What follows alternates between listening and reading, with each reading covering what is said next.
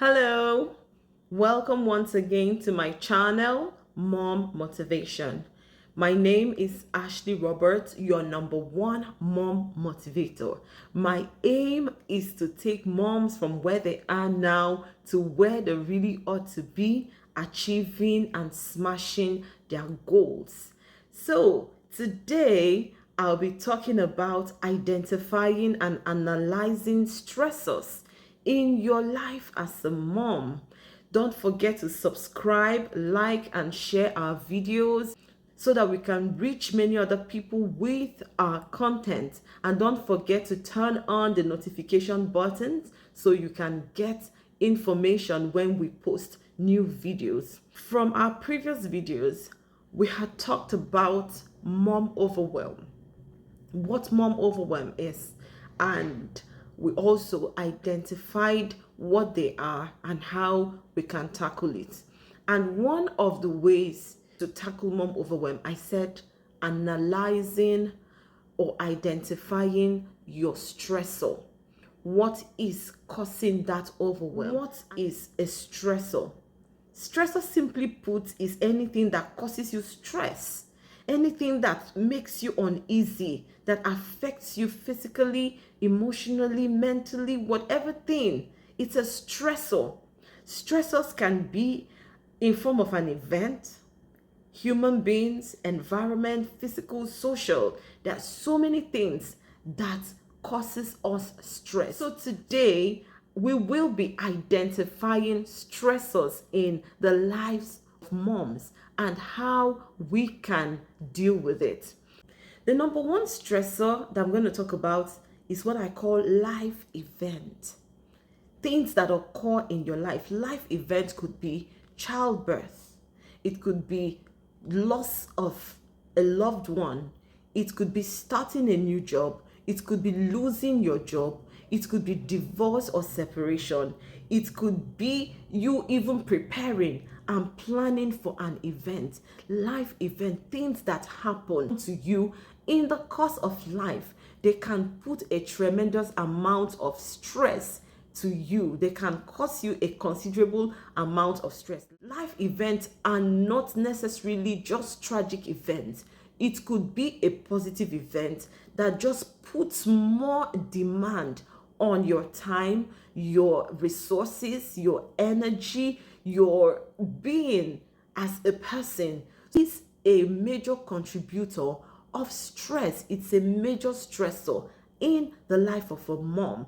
Number two is daily stressors, what I call daily stressors, things that you face every day, like traffic, getting the kids ready for school, looking for misplaced item, like you misplaced your key, you're looking for the socks of a child, you cannot find the something being broke. Yes, it's a life event. These are things we encounter on a daily basis, so they put some amount of stress in us. They are stressors. Number three stressors are individuals. It could be your kids, it could be your spouse, your boss at work, your domestic staff, your colleague, your in-law, your siblings, your parents. These could be stressors that just on period, it's as if you're just at loggerhead with your siblings. There's just so much fight going on and so much that just on period that your parents will just be stressing you. That period that is your spouse, that period, in fact, your children is a constant.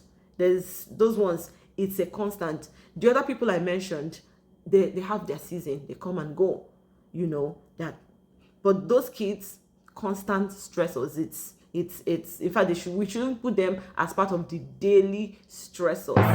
Okay, so when I say stress, I'm not saying it in a bad way, but I mean they put a lot of demand on your time, on your emotions, on your energy, on your resources, everything. It's that's part of what stresses you out, right? Okay, so the number four stressors we're going to look at is environment. What causes environmental stress? We're talking about noise, we're talking about clutter, scattered space, crowd, poor lighting, dirt, water on the floor, weather condition. Those are environmental factors that could stress you out. There are times you're just in your room, and then your kids come to the room, and then probably maybe they have friends over, and they're bringing in the friends right to your room. This thing happens when they are still kind of small, and you're just irritated. Like this space is just too crowded. Everybody out. Just please, just leave. Out. I need everybody to. Do you understand? That crowded environment is putting some level of stress, and then noise.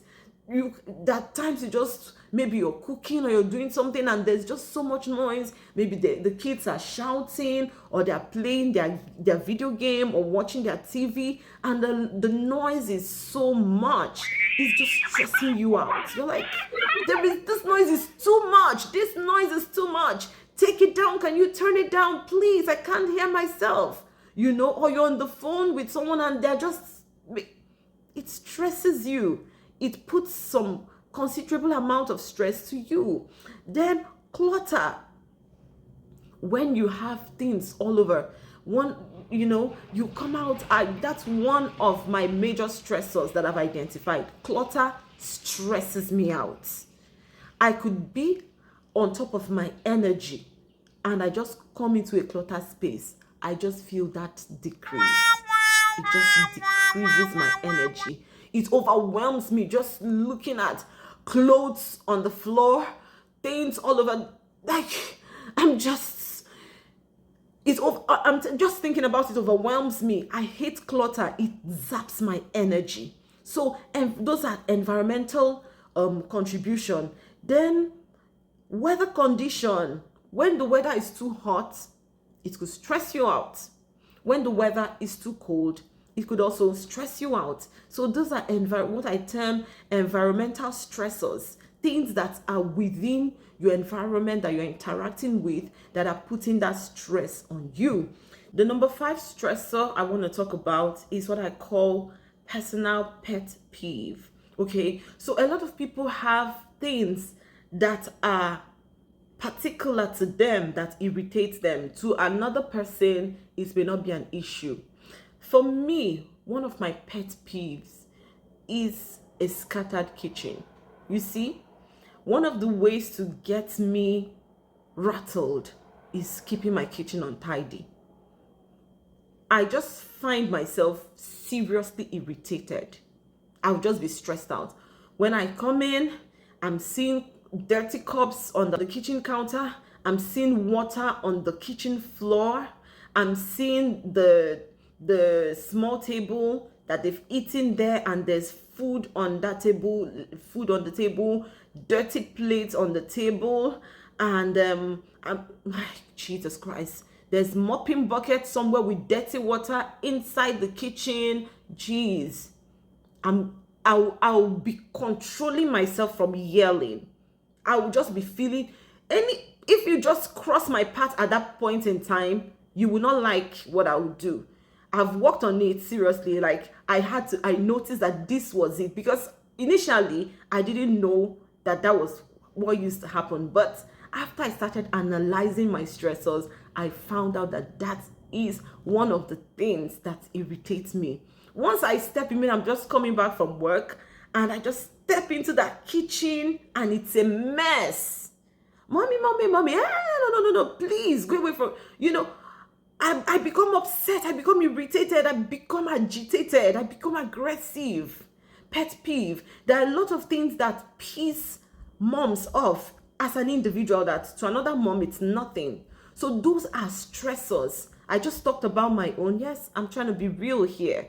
I've worked on it and I know how to deal with it. It's not like it doesn't still irritate me. When I come in, I see dirty kitchen, it still ticks me off. But I know how to manage it now. I know how to manage it better now. So that it doesn't contribute to becoming a source of stress to my life. So what are your pet peeves?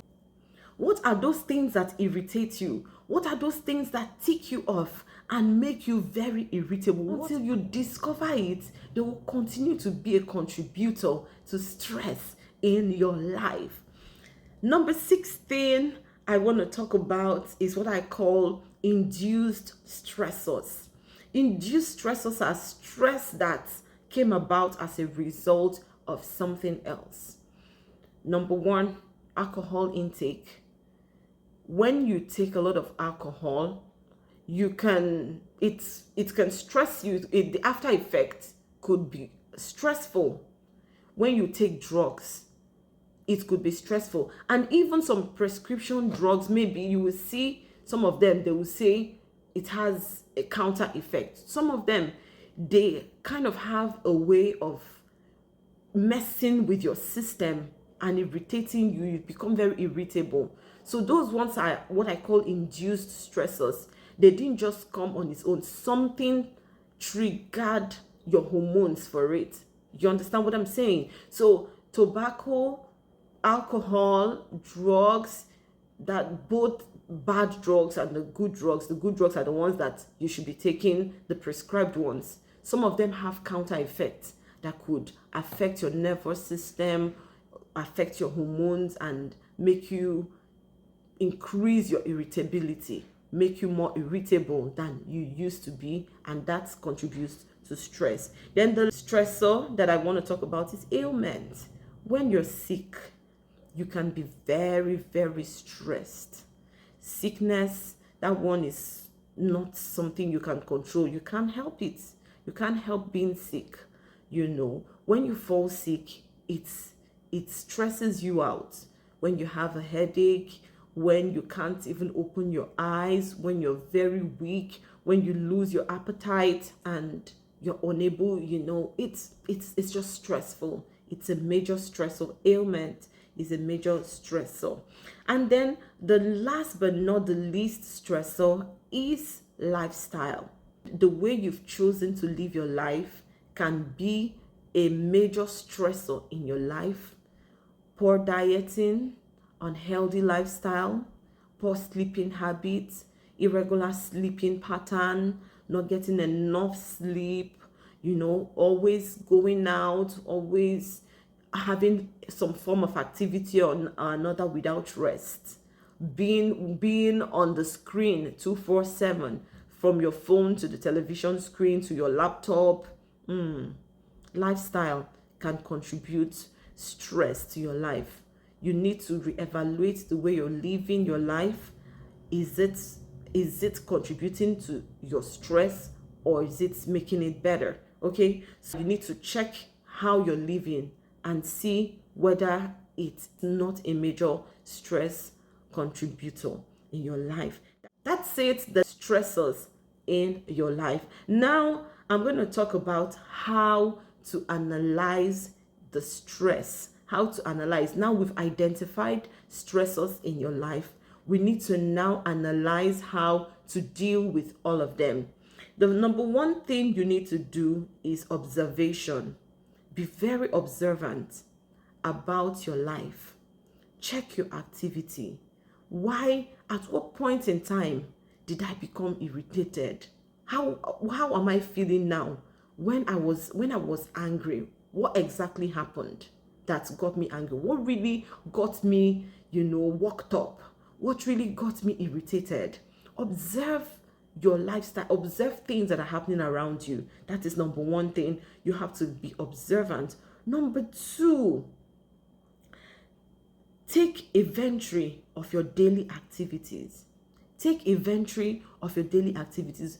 Think back. When I woke up in the morning, was I annoyed? Was I stressed out when I woke up? No, I was actually happy. Just take your time to go through your days, minute by minute, hour by hour. You will begin to understand when you became annoyed, and that will help you pinpoint at what point you became stressed out. And with that, you begin to think back at the events that happened around that period that got you stressed out. Then document your findings. Don't just think that, okay, today I was angry because water was on the floor. Just put it there. It's an assumption. I'm assuming this is what got me triggered. Then the next day, when you're stressed out, document your finding. By the time you do all that, within 3 months, you'll be able to see the pattern. You'll be able to see those major stressors in your life. Like, okay, this is what has been annoying me. You're able to cancel out the ones that did not occur regularly and see the ones that have been occurring regularly and know those are your triggers.